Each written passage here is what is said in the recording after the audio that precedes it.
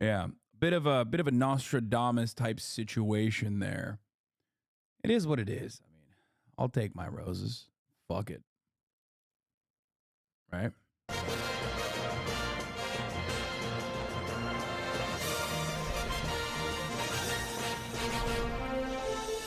It's 1 a.m. here in New York, midnight in Iowa, and the very first test of the 2024 Republican primary season is now complete. Joining me now at the top of this hour is former Obama campaign manager, MSNBC political analyst, and my former boss, David Plouffe, former RNC chairman and co-host of The Weekend, Michael Steele, former communications director for Jeb Bush's 2016 campaign, and now writer-at-large for The Bulwark, Tim Miller, and former communications director for President Barack Obama, Jennifer. God, it's so sick. I love MSNBC Nightmare Blunt Rotation. Palmieri. Now, tonight in Iowa, NBC News projected that Donald Trump won the caucuses with more than 50% of the vote. These numbers really cement the 4 times indicted defendant candidate's status as the front runner. We already knew this, but in the Republican field. The race for second place had a little bit more drama, with Nikki Haley and Florida Governor Ron DeSantis locked in a dead heat for most of the night. But as awkward as he may be at times, and he is awkward, DeSantis did put in the work in Iowa, and maybe that helped him. He visited. Yeah, it helped him so hard. It helped him so freaking hard, dude. Yeah, imagine going to, like, what was it, 239 campaign stops. 239 campaign stops. $120+ million spent, and he barely got 2 extra points on the board than Nikki Haley, dude. God damn, what a fucking loser. Oh my God. And honestly, the Republican Party of our time is also uncharacteristically loser-like as well.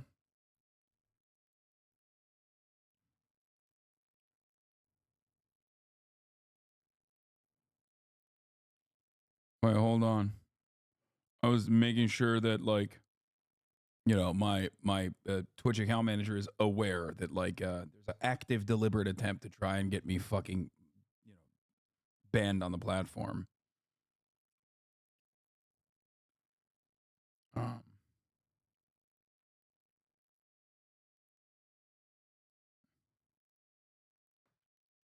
Anyway, why don't more Indians have Americanized names? Plenty do. What do you mean? This is actually a really interesting thing that I don't know if I've ever talked about before. I tweeted about it earlier today.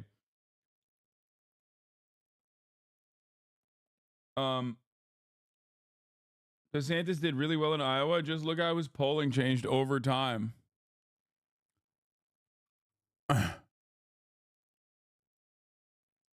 Yeah. I mean, he flatlined, which is pretty funny. Overall, I mean, it dipped from its highest point, right? And then it flatlined completely and it just stayed there and dipped even further by the end of it. The problem is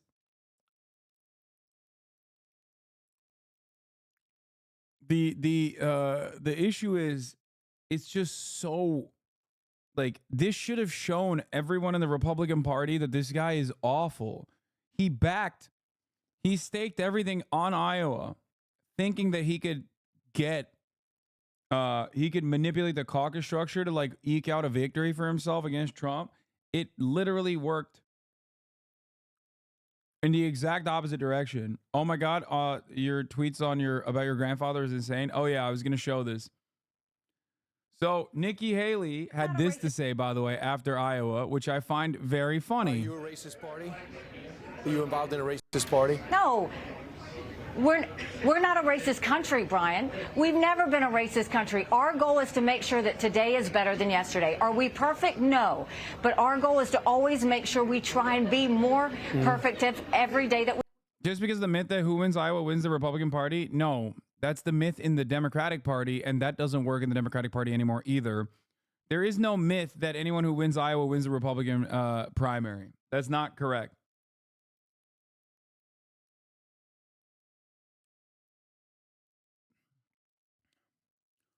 What do I mean by this? Look at like the last 3 Republican primary winners, and you will get an understanding of why that is not the case.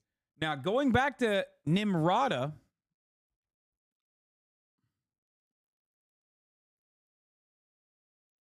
and what she had to say here, America was never a racist country.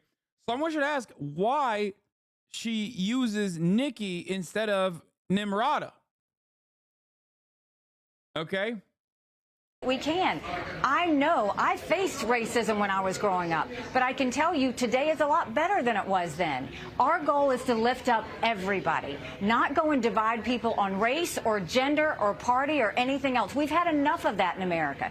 That's why I'm so passionate. It's so funny because, like,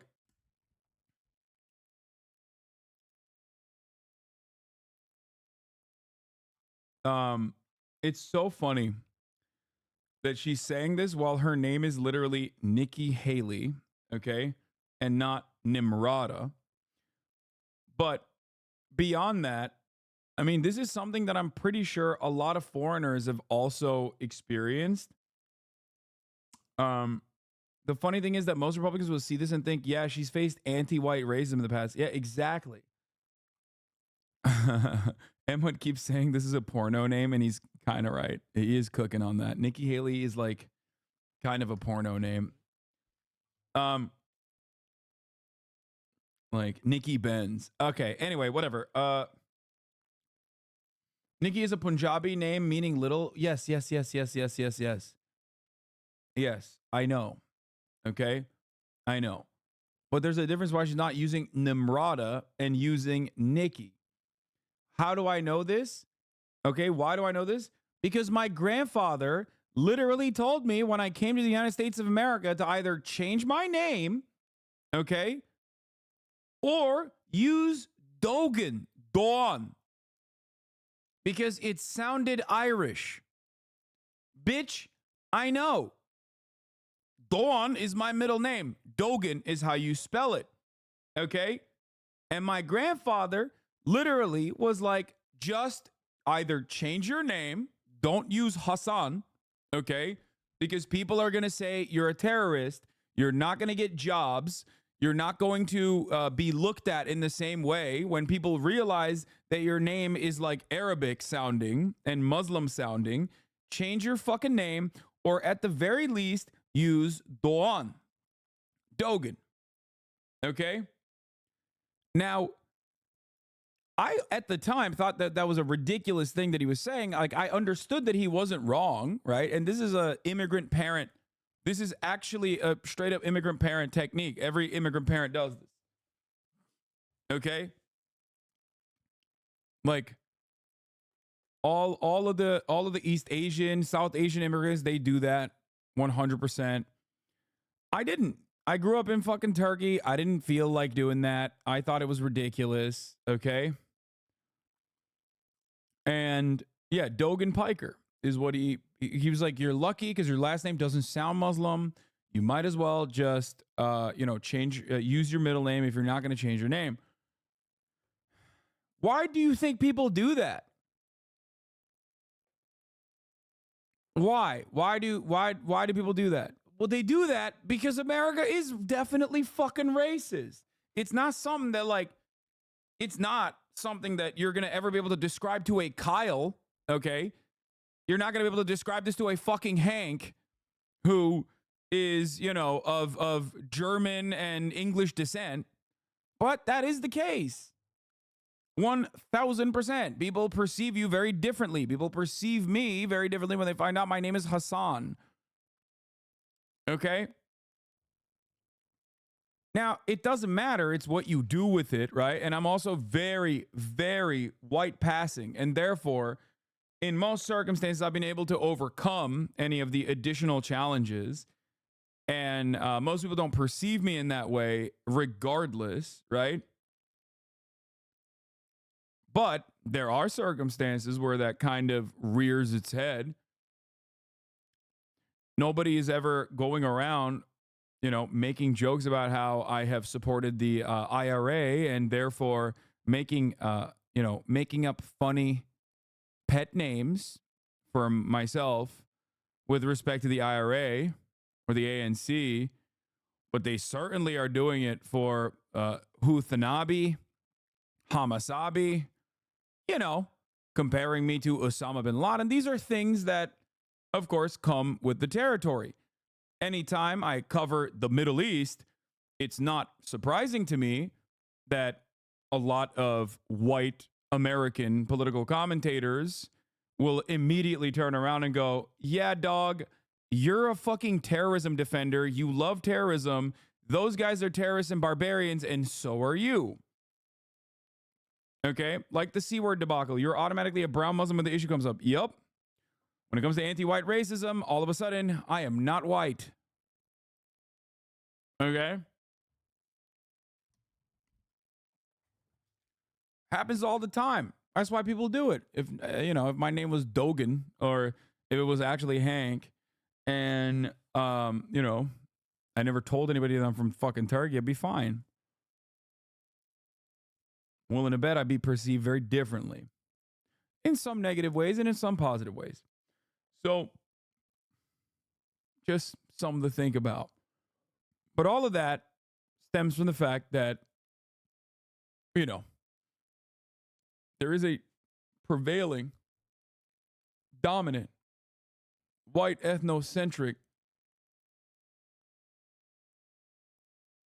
white supremacist American attitude. Okay? That's it. That's why it's additionally funny that Nimrata Haley is the one who apparently told her husband to change their name or something too. There was I remember something like that. I remember reading something about that. If anyone has that article anywhere. Screw the races, never change. It absolutely sucks that America's supposed to be the land of immigrants. Yeah, here we are. Yeah, I mean, it's fine. All 99 counties, and it paid off a bit with a second place finish in the state, even if he doesn't have a real path forward, it seems. Third place finisher Nikki Haley is now off to New Hampshire, where traditionally presidential candidates go right after the Iowa caucus. This also is like just weird and sociopathic in my opinion. From Bill to Michael, why Mr. Haley switched names? You just don't look like a Bill, Miss Haley said, she told him. Instead, Miss Haley decided his middle name was a better fit. From that point on, I started calling him Michael. All my friends did the same.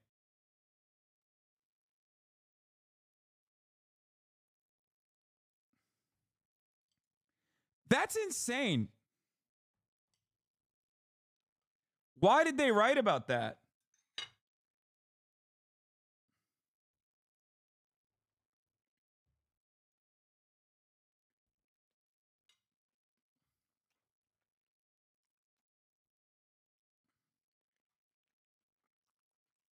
Caucuses. But not Donald Trump. He will once again buck tradition and head to a courtroom in New York City for the start of the E. Jean Carroll defamation trial.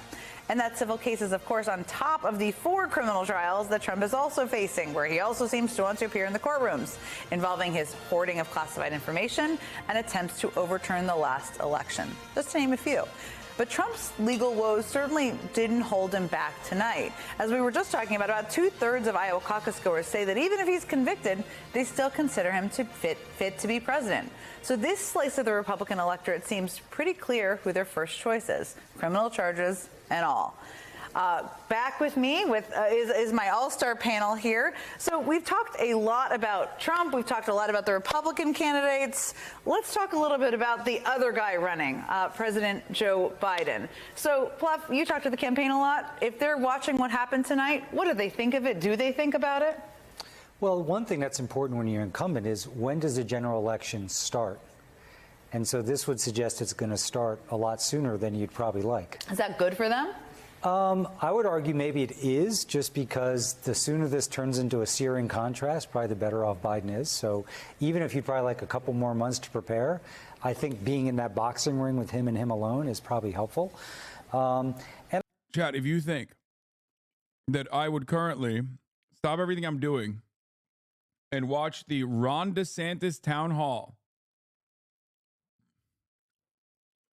you have to be on crack. Okay? You have to literally be on the most unadulterated version of crack cocaine. Like, just genuinely the crack that makes you dab people up.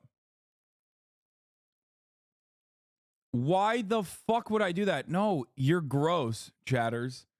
Chatters, I love you all, but not you motherfuckers that are on that let's watch the charisma suck of Robert McDonald DeSantis bullshit on CNN. Dude, I don't want to. That is, oh my God, it's a race to the bottom. I'm just like, I'm being spiritually attacked. Okay? I'm getting psychic damage just thinking about like the back and forth suck job that is currently occurring between Jake Tapper and Ron DeSantis. It is literally a race to the bottom. This is the absolute worst. This is a black hole has opened up, a gaping black hole of sugar mans.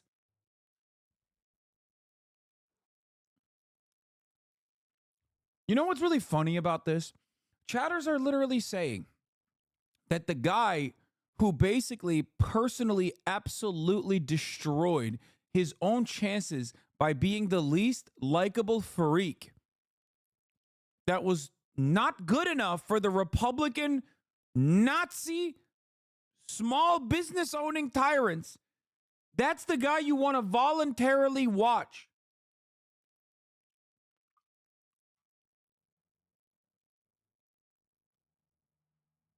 That's insane. And I think what it shows is, you know, the Republican Party is, my guess is the biggest concern I have as I think about next November is the turnout differential that could be there. You know, there's not the enthusiasm for Biden that you'd like. Maybe they can remedy that. I think Trump's going to get his turnout. There's clearly some disaffected Republicans that may sit it out, or maybe Biden could do as well as he did in 20, and that was important. But I think Trump's going to get his turnout. I would argue if he gets convicted, even more so. So I think these numbers show whatever you think it's going to take to win a state like Wisconsin or Arizona, if I'm the Biden campaign, I add 10% to it. It's basically a tax that the Trump turnout's going to be there. But that's the big thing is, starting next Tuesday, if Haley doesn't win New Hampshire, Trump's speech is going to be, I'm done with the primary. I've dispatched with all these second-rate losers, and it's time for the rematch. Yep. And it's going to be right on your doorstep, whether you like it or not. The Biden campaign is fundraising off of Trump's front-runner status tonight. They don't really utter the names Nikki Haley or Ron DeSantis because none of them think that they're going to be running against them. They do have this interesting challenge, which you've talked about on the Republican side, too, where there's this belief from a fair number of undecided voters that it's not going to be Trump-Biden, right? That it won't be Trump on the other side, which, to Pluff's point, if this is clear that it's Trump to everyone, they are helped by that. But what do you think they should be doing to make that more clear? The Biden people? Yeah. I agree with everything David said. I think if I'm advising the president's campaign right now, I'd look at them and say, can you put our boy on the street? Can you just have him walk some neighborhoods? Have him go sit on, you know. I do like that they're not really talking about like what Biden could do.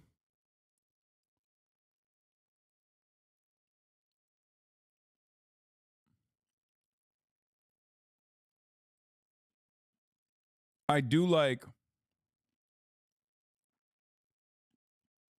what Biden there's, oh my God, my brain is so broken. I'm still having a hard time cooking up. I'm forgetting the top of the hour ad breaks that are coming at the top of the hour. I'm forgetting to run them, the 3-minute ad breaks. I'm forgetting to tell you that if you no longer want to see those ads, all you need to do is subscribe. Messed up, chat. Anyway, the thing is, at the top of the hour, there is a 3-minute ad break. But also, the other thing is, they're not even talking about what Biden could do to win the election. Because what can he do to win the election?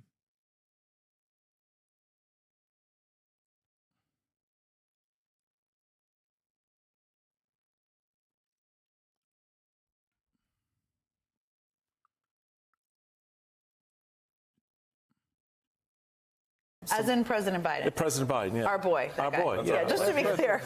No, I'm saying student loan debt. Yeah, there's shit that he could do. I'm saying that, like, they're not going to push this. They're not going to mention that. They're doing the same 2016 era issue again, which is that that, you know, they're just covering Trump. It's Trump this, Trump that, Trump this, Trump that. And the reality is, it's probably hard for Biden to defend his recent positions.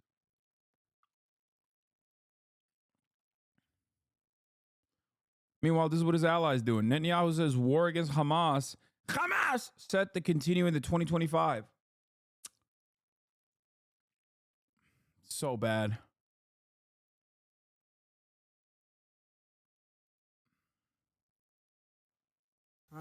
قالوا إسرائيل بتهدد اليمن بالحرب ألا يا مرحبا بش وبهلش وبالجلد رحلي وعالمتي عالمتي ألا بسم الله الرحمن. Please hit the cage harder is making me uncomfortable. I do think that a lot of people are expecting a Trump win so they can, like, fix their ratings again, so they can keep talking about how shitty Trump is. Trump did have that uniting factor, you know? He was electric, impossible to avoid. People love, you know?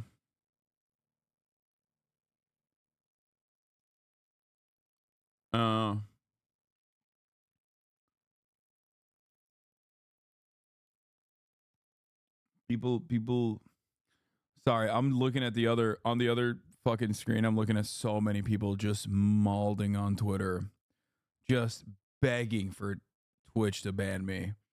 They're like, Hassan had a literal Nazi terrorist, slaver, murderer on his stream, and it's so psychotic. It's like people are so not normal about this shit. Stop reading the haters, man. I mean, the haters are, you know, if they, I got to know what the fuck they're saying so I can get ready for it. Which is fine. I don't, people may be like, who's the boy? Yeah, but that's my point. You got to bring it to that level so that people understand he's my boy. They got to connect with this guy, and he is connectable. And Democrats overthink the proposition here. Mm-hmm. This is not a complicated scenario against Donald Trump. It is a very complicated scenario against Nikki Haley. And so you need to understand the runway you're being given. So let Donald Trump try to shorten that runway by coming out of New Hampshire saying, okay, let's do it. I'm ready. I'm ready too. Where you want to meet so I can talk about your 91 indictments. 91. So I can talk about your E.G. Carroll problem, and I can talk about the money you have to pay out. Oh, are your donors still paying your legal bills? I mean, this is the level that the campaign has to be prepared to go. And if you don't really want to see your boy get into that space, meaning the president, okay, then the political operation around him has to go there. And they haven't yet, and that to me is stunning. I mean, I do think that your boy, President Joe Biden, you know, going into communities is actually, to your point, what his superpower is, right? I mean, he loves, he's kind of more extroverted than almost anyone I've met. I mean, it's downright exhausting, actually. But he loves that glad handing and all of that stuff. It's often blamed on the communication strategy, which we all know is like never the totality of the issue. Spot for you. I know, it's like I'm feeling I'm getting shakes. I'm sure. I used to have mug. Would say we'd make mugs that say not a comms problem, because sometimes it's just oftentimes not a comms problem. But talk to me, both of you, whoever wants to start, a little bit about, we know what Joe Biden's superpowers are, right? He's empathetic. He connects. Oh, what? Oh, yeah. I would like to hear. Oh, yeah. Let's go. Let's hear what his fucking superpowers are from the person who, you know.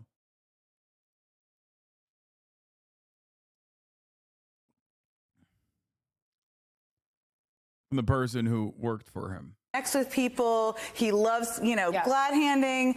He did give 2 good speeches, but that's not his superpower. It's not even really how people are voting. So what should they be doing? I think that, first of all, I would say I do think that I know the Biden campaign is like, this is going to be the earliest general election we've ever had. Yeah. They're prepared for that. It started on January 5th with that speech that he gave in Valley Forge. And I think, they are making a ton of hires. They have their hires for the battleground. People were in the battlegrounds in January, right? Like normally you're hoping to get people there May, June, July. Like they are actually on it. And he did, last week he did Valley Forge. He went to South Carolina. The vice president has been in all the early primary states. He went back to Pennsylvania later in the week. He's going to go to Michigan. He's going to Nevada. He is, and in making these speeches, they're doing the big contrast with Trump, on democracy and freedoms and all that things that are at stake. They're also, if you look at what he says, but then also what they're doing online, and I know you saw this when you went to Wilmington, Jen, that very targeted communication around accomplishments for African-American voters, accomplishments for... I think we live in like genuinely different planets, actually.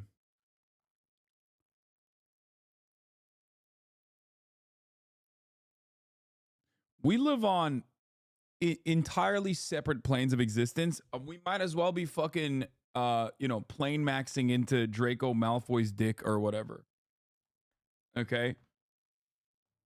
We might as well be sleepwalking into Hogwarts to fuck Dumbledore or whatever people are doing on TikTok. Okay, everybody's operating on an entirely different alternate reality.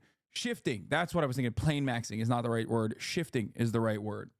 What is bro saying? It's called shifting, ladies and gentlemen, and everyone is doing it. Okay, it's all the rage. People on Fox News talking about Donald Trump having a hard cock and being sexy. People on MSNBC talking about how much Biden is beloved when he is historically at a low approval rating. I'm going to fucking lose my mind. How can you say such things? Okay. Joe Biden, currently as it stands, our very own Joseph Robinette Biden is at 33%. That's his approval rating. This approval rating is lower than Donald Trump's approval rating was after January 6th. Donald Trump's approval rating after January 6th was 34%.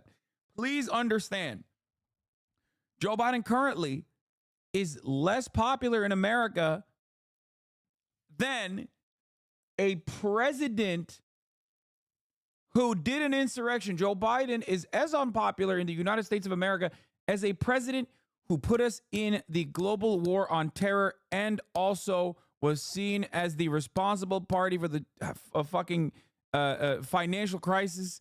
It is crazy. Like that's the level of that's the biggest poll dip.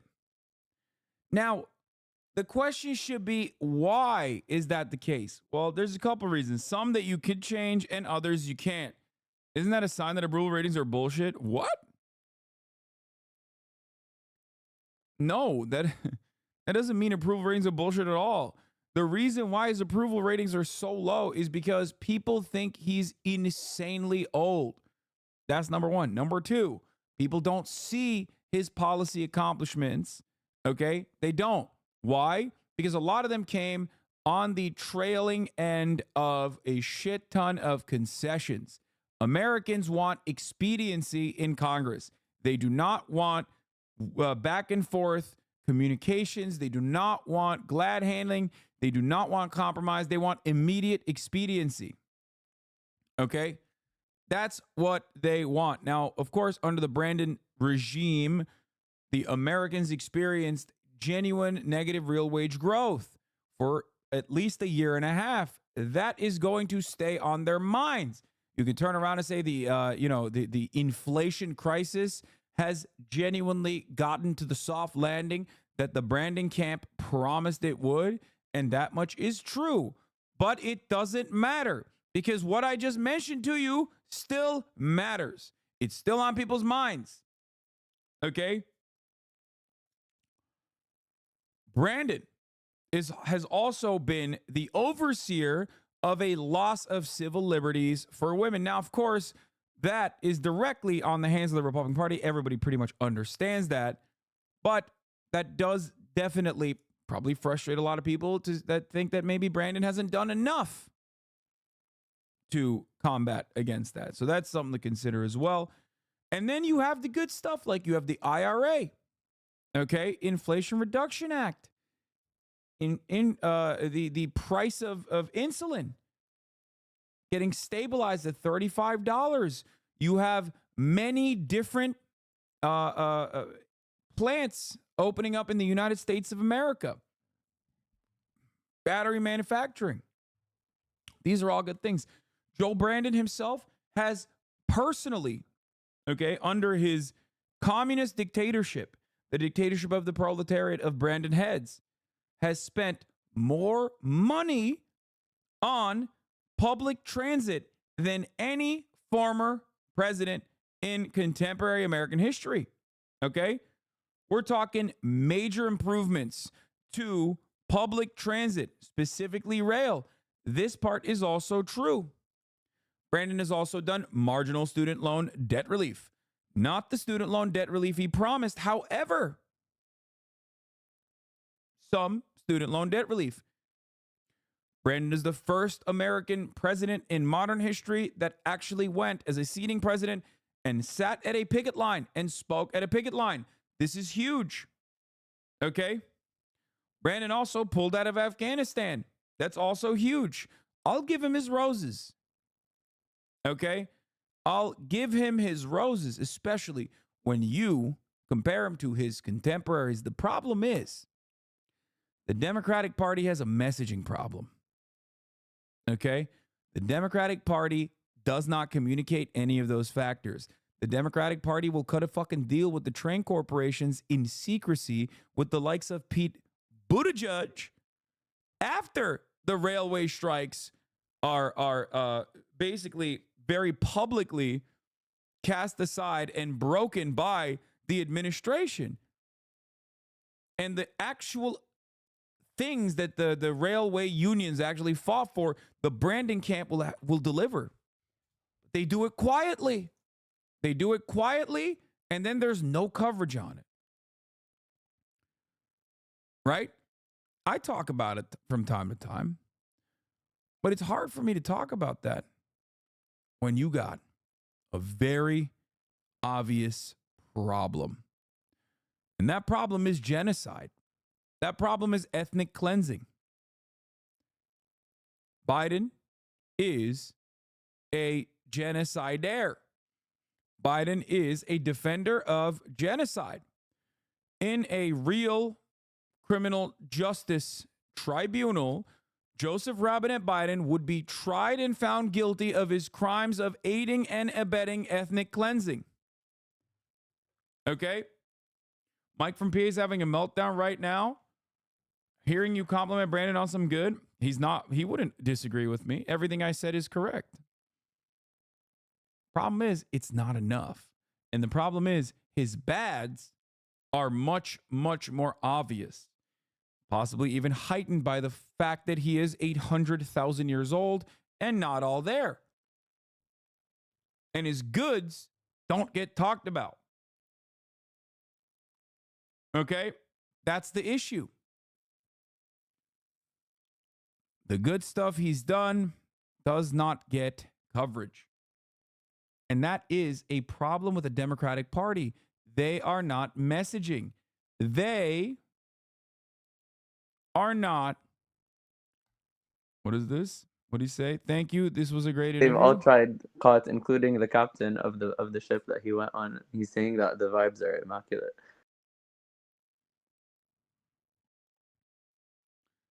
I'm gonna repost.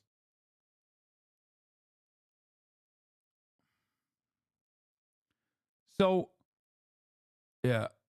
What was I talking about? Oh, we were talking about Brandon. So here's the problem. The Democratic Party as a whole does not message against the Republican Party. The Republicans run like there's an election every day. The Democrats remember that there is an election every 4 years and start messaging 3 years behind. The Democratic Party does not message year-round in the same way that the Republican Party does.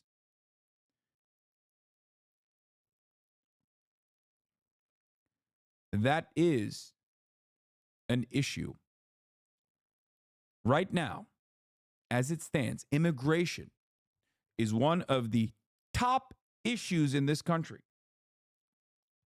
And the only thing that the Biden administration has done, the only thing that the Democratic Party has done as it pertains to immigration so far, is basically doing the lighter version of the Republican Party's white nativist, horrifyingly reactionary, horribly violent immigration strategy.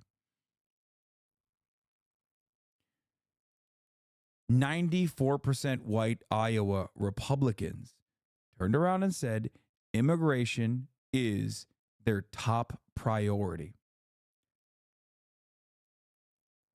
Joseph Robinette Biden has openly continued Donald Trump's Israel-Palestine policies, and he's openly continued Donald Trump's white nativist immigration policies despite running against both of those ideological positions.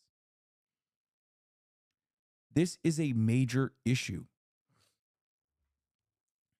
This is a huge problem.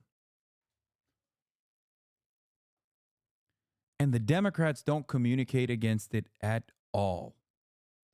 What do? They just sit back and let the Biden administration do basically the same exact policies as the Trump administration. Now, I've talked about this quite a bit. It doesn't matter what your ideological position is when you listen to me speak on the Democratic Party. When I put my electoralist hat on, I am no different, I guess, from a Democratic Party consultant, okay? And I put that hat on right now.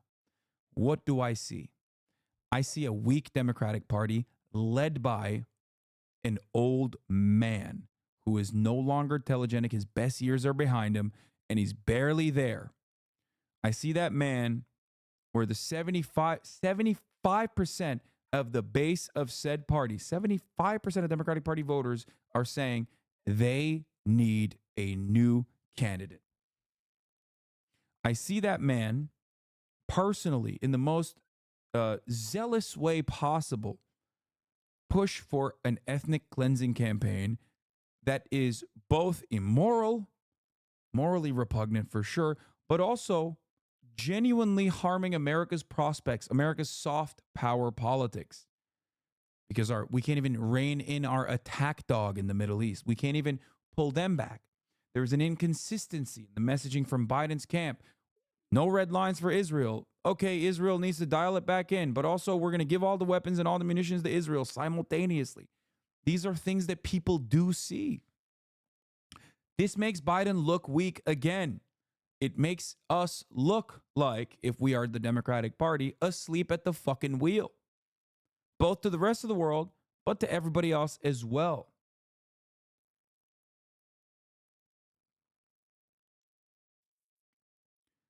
Now, this is something I regularly talk about, and many of you have heard me say this time and time again. When the Democratic Party is facing an opposition that calls them bloodthirsty, communist, pedophile vampires, they can do one of two things. They can turn around and say, no, these are the reactionary, bloodthirsty, fascist Nazis. Or they can turn around and say, you know what? We're not what you say we are, but we believe that when you go low, we go high, and that there is a real Republican Party out there. There's a smart Republican Party out there. There's a strong Republican Party out there that doesn't call us pedophilic vampires, as a matter of fact. And guess what? We also agree with you that communism is really bad. Communism is so bad. When the Democratic Party does that, which they did on a messaging bill that they voted on, shouts out to Ro Khanna for voting on that messaging bill as well, one of the weirdest guys in Congress. Okay? When they vote on that, They don't change hearts and minds. None of the people think that they're all of a sudden not pedophilic vampire communists. You're talking about a group of individuals who say Nancy fucking Pelosi is a communist. They think Jeff Bezos is a communist. Are you insane? And when you turn around and instead of messaging against that, if you capitulate to the position that communism is bad and socialism is bad, you didn't show the rest of the United States of America that you are objectively not a communist. You didn't show the Republicans that you actually are online, you are aligned with them. All you did was push maybe some of the socialists away. Many of them don't vote anyway, and they're marginal regardless. And beyond that, what you ended up doing is basically normalize the position, the reactionary position that socialism is bad. So now the Republicans can point to anything and everything, including you, Nancy Pelosi, and many others in the Democratic Party or all of the Democratic Party's policies as socialism.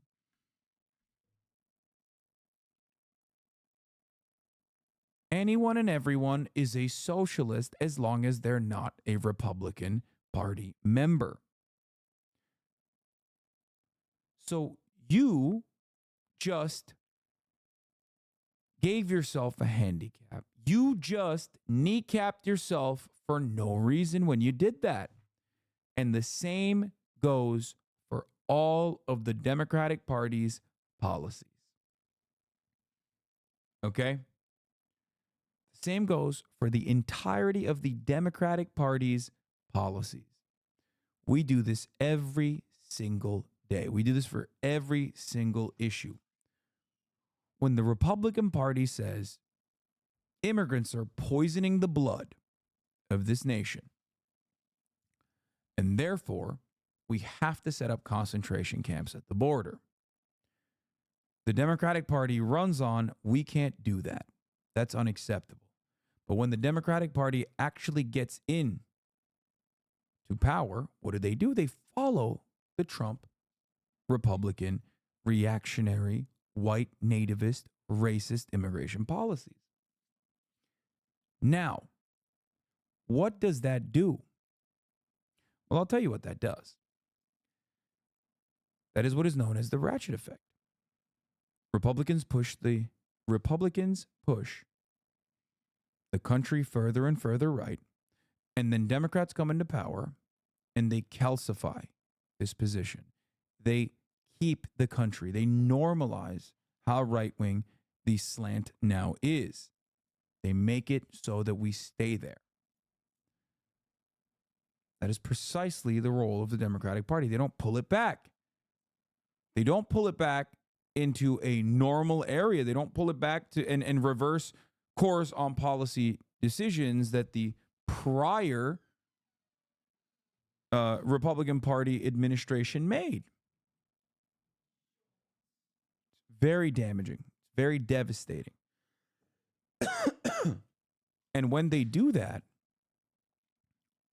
on issues like immigration, all you're doing is ceding ground to the right-wing attitudes that immigration is devastating, that immigration is bad for this country. When you don't message against that Republican mentality by saying that's not right, immigrants, undocumented immigrants in this country do less crime per capita than documented immigrants and natural-born U.S. citizens. When you don't hammer in that point, or the fact that undocumented immigrants, as a matter of fact, are not a burden on the United States economy, but pay taxes. Okay? When you don't hammer on these positions, when you don't talk about immigrants as though they are human beings and allow the Republicans to run the narrative when they're in power and then run the narrative when you're in power still, well, all you've done is cede ground on the idea that immigrants are somehow bad for this nation. That's all you did.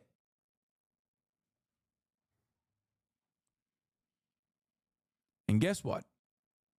You will never win reactionary Republican voters with right-wing policy because you will never be able to out racist the Republican Party. And many people are not looking for reasonable immigration policies at the border. They're looking for racism. And you will never be able to outflank the Republican Party on racism. You can't do that. They have more experience being racist than you. They have more natural talent in the field of racism. They're competitive racists. They will always be able to destroy you in the marketplace of racism.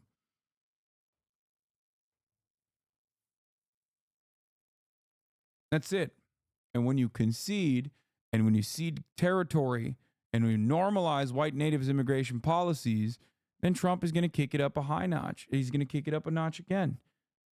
And that's how you arrive at immigrants poison the blood pool of America. Okay? That's it. That's why Biden fucking sucks dick. Okay? There you go. Hispanic voters, the voters they had in 20 that they have to win back. So it's not like, oh, they're asleep at the switch. They're on it in terms of actually now implementing plans. I think that, and because we've been causing trouble in the back all night talking. Why aren't they doing this? Why aren't they doing that? More of this. And we're all in agreement that we need to see more of Joe Biden. Yeah. And even though he's older and and he can misspeak, let us see that. Let us be accustomed to it, and let us see what we love about the guy too. And if you want to put a pit dog on television, Mitch Landrieu is going over to the campaign, and that guy, I know, he is an amazing communicator. He's a pit bull dog, yes, but he's also political is politico. He also loves to glad hand and also talks like a normal human being. To Palmieri's point, I did spend some time with the campaign, and one of the things, obviously, you have to meet people where they are, an overused term, but they're very focused on that. A lot of what they're happening is a little behind the scenes. It's like hard to break through the blocking out of the sun of Donald Trump and the crazy stuff he says and all of his legal issues. So a lot of what they're doing online is private, it's targeted, but I mean, Tim, you and I have talked often about how you wish. It's so funny. I just want more. Tim wants more, but Tim also always asks me, why can't the Democratic Party just sing off the same song sheet? Just once. Okay. Oh my gosh, it's just not once. a monolithic party like the Republican Party. Give me We'll more put the of lyrics in bigger letters for you if you need, but please. Give me more of Biden and give me more Biden's people out there. I do need more. I need more Biden surrogates. I need more Biden. We don't need to treat him like fine China. I do want to see him out there. I want to go back to one other thing, though, to what David said. I think there might have been maybe some good news for Biden, though, in the numbers tonight. I agree that in general Trump will get his people out. But this caucus turnout wasn't anything. No, it was actually small. Even after all of the Iowans were saying, we're fine, we're going to put on socks and go out in the cold. Maybe that's the weather. Maybe that's the fact that it's a blowout. But I think it's just something to keep an eye on. Bro, these guys are on the highest level, like maximalist crack cocaine position. There is virtually nothing good that came out of the Iowa caucuses. You are smoking big doinks in Amish, my friend. Donald Trump is dominating. It's not anything you didn't know. And also, the Republicans are insanely behind Donald Trump, or at the very least, the things that he believes in. Bro, Donald Trump, they say even if he goes to jail, even if he's convicted, they're going to vote for him.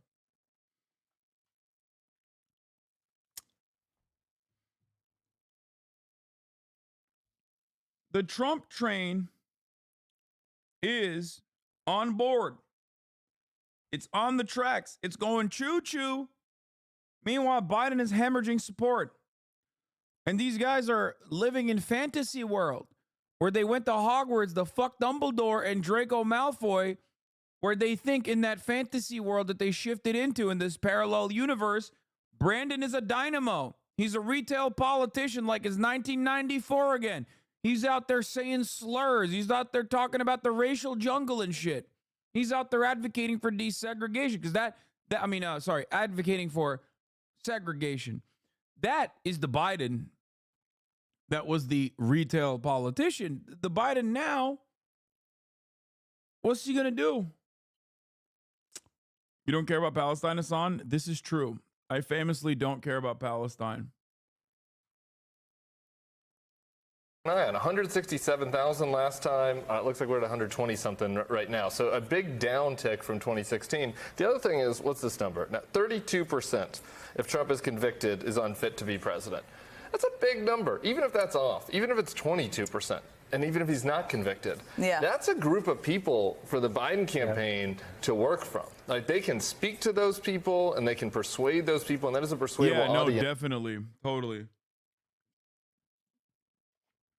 The folks that went out there to vote for Nikki Haley today, it seems like most of them are pretty sick of Donald Trump in a way that, you know, getting almost to Tim Miller. And bro, you are again. Listen, I think these guys have huffed on their own copium. And they personally think Nikki Haley is actually Puss in Boots, cunt mother, slay queen. Like, we're joking when we say that shit. These guys are not joking. I think they legitimately think that.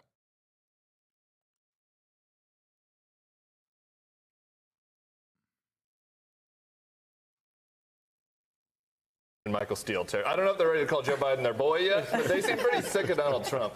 And so I think that was also encouraging and is like another, you know, big fat ball coming down the middle of the plate for the Biden campaign if they can hit it. Can I just add one more number to back up what Tim's saying? One other important number that's buried in here for the Biden campaign, which is good.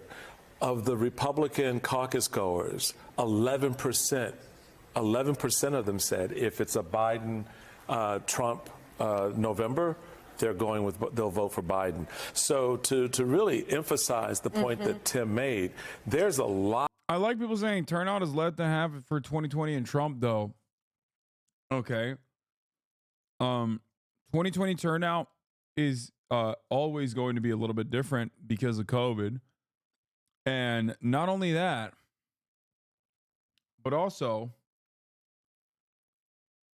we don't know what the turnout is going to look like.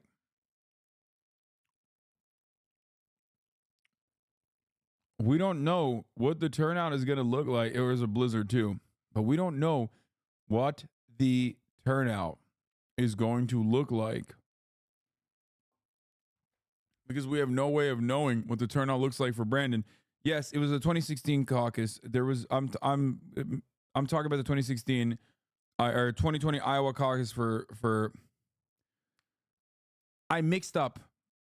The chatter said 2020 Iowa caucus, but the chatter meant 2016 Iowa caucus. There was no Iowa caucus in 2020. Donald Trump was incumbent.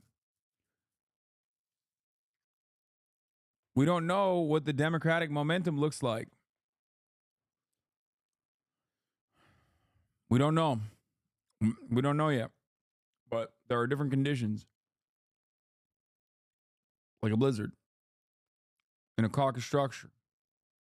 Lot in this mix in a state like Iowa that's good for Democrats to take out of Iowa as they begin to put in place that advance on the and a third election. were against an abortion ban, which no, there's a lot of material there, and of course in the actual battleground states, which sadly Iowa is not anymore. right. You know, we live in a sophisticated data world, so the Biden campaign will have a pretty good sense of who those actual voters are.